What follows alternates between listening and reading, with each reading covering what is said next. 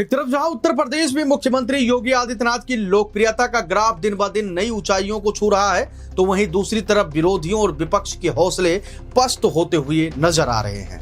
राजनीतिक गलियारों में चर्चा थी कि उत्तर प्रदेश की सड़कों पर युवाओं को आगे कर एक खास माहौल बनाकर 2027 की सत्ता का रास्ता साफ कर लिया जाएगा। लेकिन नियति का खेल देखिए, विरोधी जो जाल योगी आदित्यनाथ के लिए बुन रहे थे, आज उसी चक्रव्यूह में खुद ही फंसकर छटपटा रहे हैं। उत्तर प्रदेश में छात्रों का कोई बड़ा प्रदर्शन खड़ा होने से पहले ही पड़ोसी राज्य झारखंड ने विपक्ष के दोहरे चरित्र की कलई खोलकर रख दी। जेपीएससी और जेएसएससी परीक्षाओं में धांधली, पेपर लीक और भ्रष्टाचार के खिलाफ झारखंड के लाखों युवा सड़कों पर उतरे। वे किसी राजनीतिक एजेंडे के तहत नहीं, बल्कि अपने हक और सुनहरे भविष्य के लिए मुख्यमंत्री हेमंत सोरेन से सीधे सवाल पूछना चाहते थे। लेकिन बदले में झारखंड की सोरेन सरकार ने उन मासूम छात्रों को क्या दिया? बर्बरता पूर्वक लाठियां, दागे गए आंसू गैस के गोले और वाटर कैनन की बौछारें। शांतिपूर्ण ढंग से विधानसभा घेराव करने जा रहे छात्रों के खून से सड़कें लाल हो गई। यहां सबसे बड़ा सवाल यह उठता है कि आखिर इस जुल्म पर देश का तथाकथित मुख्य धारा का विपक्ष खामोश क्यों है? अखिलेश यादव, राहुल गांधी, डिंपल यादव और चंद्रशेखर आजाद रावण, ये वो नाम है जो दिल्ली के जंतर मंतर पर परीक्षाओं के नाम पर हो रहे प्रदर्शनों में सबसे आगे नजर आए थे। जब जंतर मंतर पर कथित तौर पर व्यवस्था विरोधी बातें हो रही थी, ब्राह्मण ठाकुरवार मुर्दाबाद के नारे लग रहे थे, तब ये तमाम नेता वहां दौड़कर पहुंच गए थे और छात्रों के मसीहा बनने का स्वांग रच रहे थे। लेकिन आज जब झारखंड में छात्रों की पीठ पर लाठियां तोड़ी जा रही हैं, तो इन सभी नेताओं की जुबान पर अलीगढ़ का ताला क्यों लटक गया है? वजह साफ है, हेमंत सोरेन इनके इंडी यानी कि इंडिया गठबंधन के मजबूत साथी हैं। यानी छात्र का दर्द तभी है जब सरकार विरोधी खेमे की हो। अगर अपनी सरकार हो तो छात्रों का खून भी पानी नजर आता है विपक्ष को।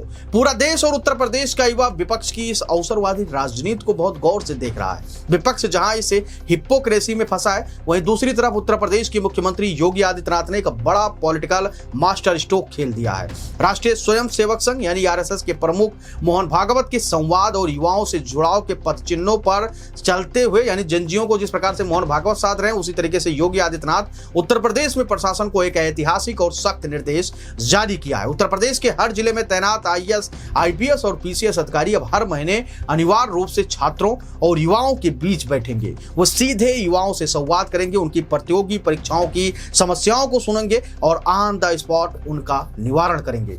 मुख्यमंत्री अभ्युदय योजना के तहत बड़े बड़े अधिकारी अब खुद युवाओं को कोचिंग और करियर गाइडलाइंस देंगे। राजनीतिक सूत्र बताते हैं कि योगी आदित्यनाथ विरोधियों की उस चाल को बाखूबी पहले ही भाप गए थे, जिसके तहत 2027 के विधानसभा चुनाव से पहले युवाओं के कंधे पर बंदूक रखकर उत्तर प्रदेश की कानून व्यवस्था को बिगाड़ने की साजिश रची जा रही थी। योगी ने मुस्तैदी दिखाते हुए एक तरफ जहां छात्रों को सीधे शासन से जोड़कर उनके हितों को साधा, वहीं दूसरी तरफ उपद्रवियों और अराजक तत्वों को कड़ा संदेश दे दिया है कि यूपी की धरती पर किसी भी प्रकार का उपद्रव बर्दाश्त नहीं किया जाएगा। देश के रक्षा मंत्री राजनाथ सिंह ऐसे ही नहीं कहा था कि योगी आदित्यनाथ देश के सबसे अच्छे और लोकप्रिय मुख्यमंत्री होने के साथ साथ एक बेहद कुशल और बड़े राजनीतिज्ञ भी हैं। योगी आदित्यनाथ की राजनीतिक ताकत की सबसे बड़ी खूबी यह है कि विपक्ष उन्हें जिस जाल में फंसाने की कोशिश करता है, योगी अपनी दूरदर्शिता से उसी जाल में विपक्ष को उलझा देते हैं। चाहे वो राम मंदिर का मुद्दा हो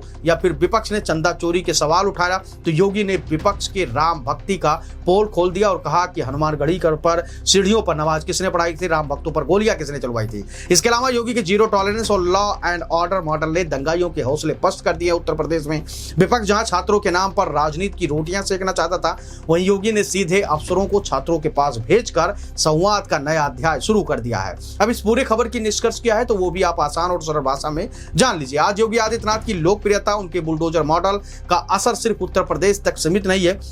बिहार, पश्चिम बंगाल से लेकर महाराष्ट्र तक जनता आज अपने राज्यों में यूपी जैसा सख्त कानून व्यवस्था मॉडल चाहती है और वहां के मुख्यमंत्री लागू कर रहे हैं। यही वजह है कि आज आरएसएस और देश की राष्ट्रवादी ताकतें पूरी मजबूती के साथ योगी आदित्यनाथ के पीछे चट्टान की तरह खड़ी दिखाई देती हैं। झारखंड की लाठियों और उत्तर प्रदेश के संवाद मॉडल ने साफ कर दिया है कि युवाओं के भविष्य की असली परवाह किसे है और कौन केवल राजनीति का मुखौटा पहनकर घूम रहा है।